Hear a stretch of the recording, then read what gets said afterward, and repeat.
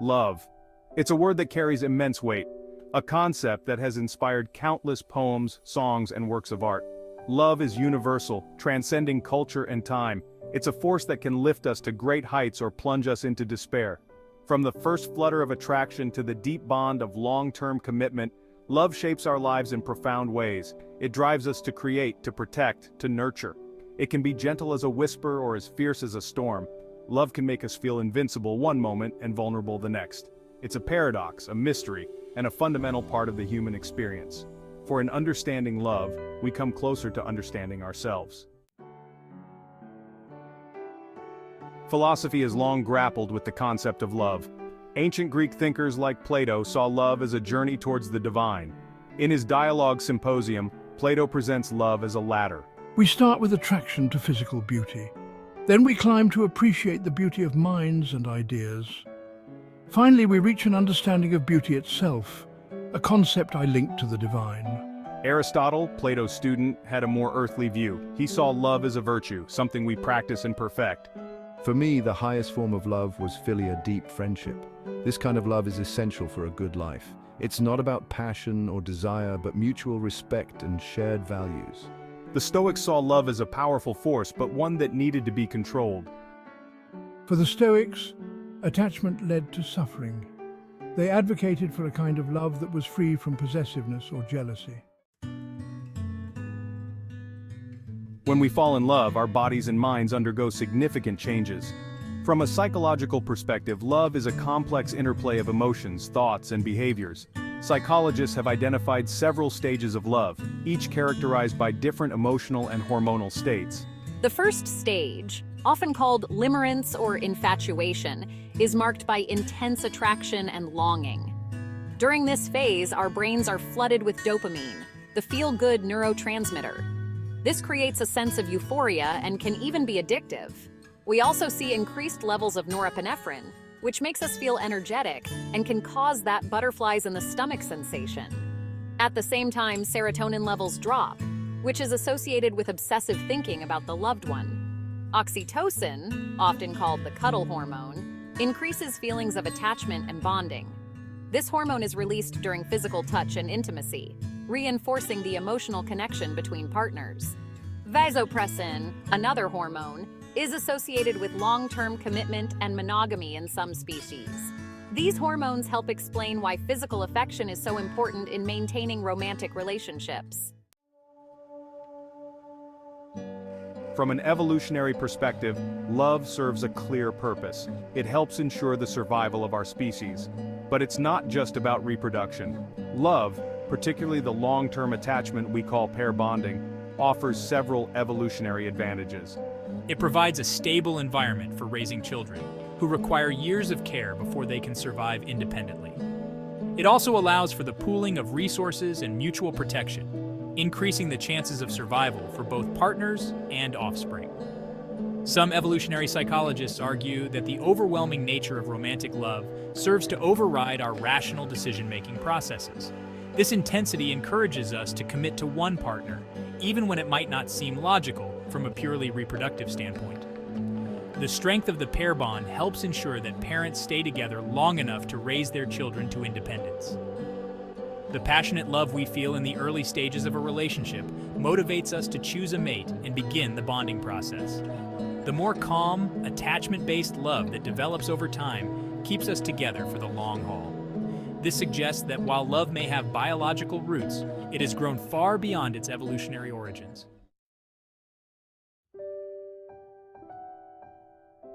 Love has an extraordinary ability to change us. When we fall in love, we often feel like we're seeing the world through new eyes. Colors seem brighter, food tastes better, and even mundane tasks can feel joyful when shared with a loved one. This transformative power of love isn't just poetic fancy. It's backed up by psychological research. Studies have shown that people in love often report feeling more optimistic, more confident, and more willing to try new things. But love doesn't just change how we feel. It can change who we are at a fundamental level. Many people find that being in love motivates them to become better versions of themselves. They might adopt healthier habits, pursue long-held dreams, or work on personal flaws. Love can also transform our worldview. When we love someone, we often find ourselves caring more about their happiness than our own. This shift from self-focus to other focus can have profound effects on our values and priorities. When approached mindfully, love has the potential to help us become the best versions of ourselves. Section 6. The dark side of Cupid's arrow. While love is often portrayed as purely positive, it has a darker side that we must acknowledge. Love can lead to intense jealousy, possessiveness, and even obsession. These negative aspects of love can be just as powerful as its positive qualities, and they can have serious consequences for our mental health and relationships. Understanding this darker side is crucial for developing healthy, balanced approaches to love. Jealousy, for instance, is a common experience in romantic relationships. While a small amount of jealousy might be normal, excessive jealousy can be destructive. It can lead to controlling behaviors, constant suspicion, and a breakdown of trust. Similarly, possessiveness, the feeling that we own our partner, can stifle individual growth and lead to unhealthy dynamics within the relationship. Both jealousy and possessiveness often stem from insecurity and fear of loss, highlighting how our own emotional issues can complicate our experiences of love. It's important to recognize that obsessive love is not true love. It's a distortion of love that often requires professional help to overcome.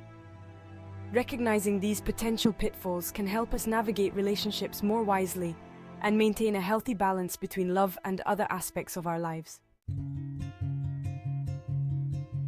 Section 7. Love across cultures, universal or diverse. Love is often described as a universal emotion, but its expression and interpretation can vary significantly across cultures.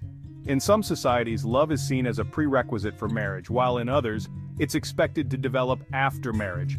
Some cultures celebrate passionate romantic love, while others place more value on familial or community love. These differences raise interesting questions about the nature of love. Is there a core experience of love that transcends cultural boundaries, or is love largely shaped by cultural norms and expectations? Anthropological studies have found some common elements of love across cultures. The experience of attraction, the desire for emotional and physical closeness, and feelings of attachment seem to be nearly universal. However, the ways these feelings are expressed and acted upon can differ greatly. For example, in some cultures, public displays of affection are common and accepted, while in others, they're considered inappropriate or even taboo. The importance placed on romantic love versus other forms of love, such as filial piety in many Asian cultures, also varies widely. Despite these differences, globalization is leading to some convergence in ideas about love. This cross-pollination of ideas is creating new hybrid understandings of love that blend traditional and modern local and global perspectives. Section 8. The Neurochemistry of Affection. The experience of love isn't just emotional, it's deeply rooted in our biology. Neuroscientists have made significant strides in understanding the brain chemistry of love.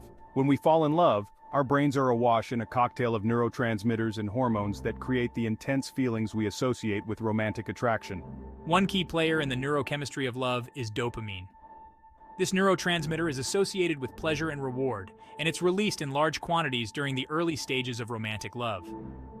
Dopamine creates feelings of euphoria and energy, and it's responsible for the intense focus we have on our loved one. As a relationship progresses, other chemicals come into play. Oxytocin, often called the cuddle hormone or love hormone, is released during physical touch and intimacy. It promotes bonding and attachment, and it's also involved in maternal behavior. Vasopressin, another hormone, is associated with long-term commitment and monogamy. These hormones help explain why physical affection is so important in maintaining romantic relationships. Section 9. Love in Literature and Art. Love has been a central theme in literature and art throughout human history. From ancient epic poems to modern pop songs, artists have continually tried to capture the essence of love in their work. This enduring fascination with love in art reflects its central importance in human experience. It also provides us with a rich tapestry of perspectives on love, allowing us to explore its many facets through the lens of creative expression. In literature, love has been portrayed in countless ways. Shakespeare's sonnets and plays explore the joys and sorrows of romantic love, while Jane Austen's novels examine love within the context of social expectations and personal growth. More modern authors like Gabriel Garcia Marquez in Love in the Time of Cholera have pushed the boundaries of how we think about love, exploring its relationship with time, memory, and human frailty. Visual art has also grappled with the theme of love throughout history. From classical sculptures like Psyche revived by Cupid's kiss, to modern works like Robert Indiana's love sculpture, artists have sought to represent love in visual form. Music, perhaps more than any other art form, is inextricably linked with love. The universality of love as a theme in music speaks to its enduring power and significance in our lives.